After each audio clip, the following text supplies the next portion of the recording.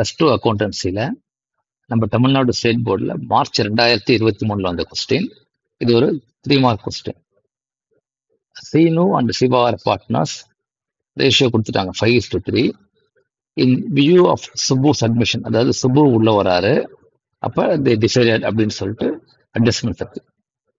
To increase the value of building. So எப்போது என்ன பண்ணுங்கன்னா ஃபர்ஸ்ட் எதை இன்க்ரீஸ் பண்றாங்க பாருங்க. பில்டிங்கிறது அசட், கரெக்ட்? அசட் இன்க்ரீஸ் ஆனா that is equal to gain. Asset value increase ஆனா கெயின், ரெடியூஸ் ஆனா லாஸ். ஓகேயா? To bring in to record investments of 20,000. அதே மாதிரி இன்வெஸ்ட்மெண்ட்ஸ்ங்கிறது அசட், அது வேல்யூ இன்க்ரீஸ் ஆயிருக்கு. அப்போ தட் இஸ் ஆல்சோ கெயின், அதாவது நியூவாக வந்திருக்காது. ஓகேயா? 70,000, இதே 20,000. இது மாதிரி எழுதிட்டு அப்போ மிஸ்டேக் இல்லாமல் இருக்கும். To decrease value of machinery by 14,000, furniture by 12,000. அதே மாதிரி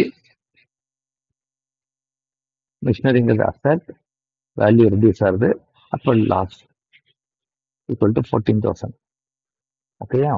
அதே மாதிரி furniture is also asset, value reduce ஆகுது, லாஸ் 12,000.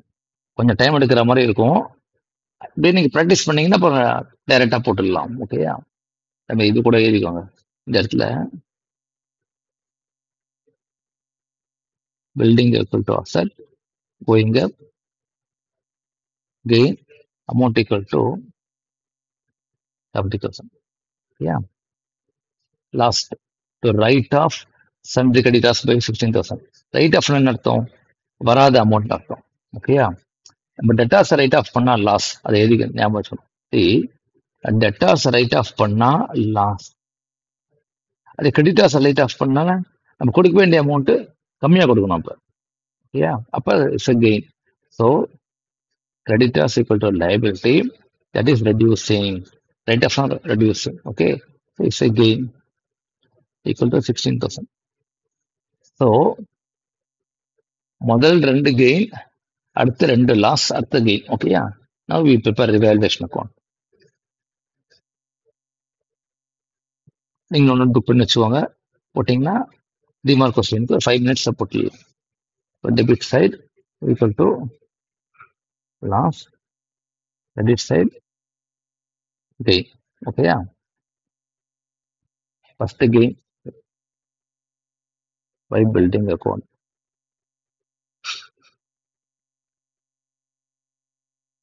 கடிச்சுக்கோங்க.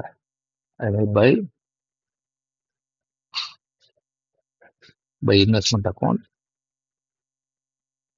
கடிச்சுக்கோங்க. ஓகேயா? அடுத்தது லாஸ் டெபிட் சைடில் பண்ணோம். To dictionary account 14,000. டு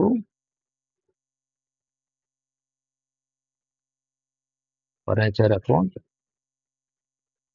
12,000. ஓகேயா? கரெக்டா? ஃபர்ஸ்ட் 2 கெயின், அடுத்த 2 லாஸ், அடுத்தது கெயின்.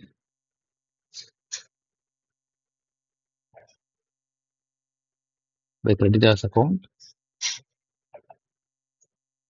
16,000. ஓகே, இப்போ டோட்டல் பண்ணுங்க. ஸோ வி ஆல்வேஸ் நோ ரிவாலுவேஷனில் ரூல் வந்து credit side is greater than debit சைட்னா ஈக்குவல் டு ரிவாலுவேஷன் ப்ராஃபிட். அதே debit side is greater than credit சைட்னா is the revaluation loss. Okay, நம்ம பார்த்தாலே தெரியுது கிரெடிட் சைடு அதிகம். 70, 90, 106,000. கரெக்டா? 1,06,000 இங்கேயும் போட்டுவாங்க. 2 பார்ட்னர்ஸ் போகும். ரேஷியோ கொடுத்துட்டாங்க 5:3. ஸோ எவ்வளோ அமௌண்ட் முதல்ல பார்த்துடலாம். 0, 0, 0, 4, 2, 6, 0, correct. 1, 1, 2, 80,000 is the profit. Correct. திரும்ப செக் பண்ணிக்கோங்க. 6 கரெக்ட். ஸோ 2 பார்ட்னர்ஸ்னா Seenu and Siva.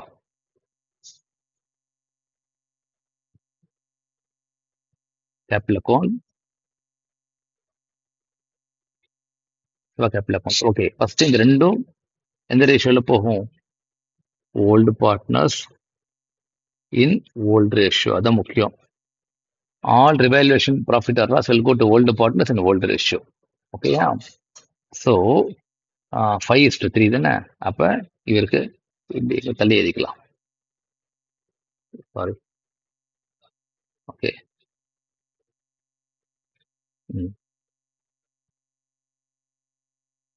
80,000 into 5/8 equal to 10,000, 50,000. Okay. Then to Siva capital account 80,000 into 3/8 equal to 30,000. அது டோட்டல் பண்ணீங்கன்னா இங்க வரும். ஓகேயா? Yes, this is how you have to prepare revaluation accounts. Okay, so the 3-mark question, March 2023 on the question. Okay, thank you.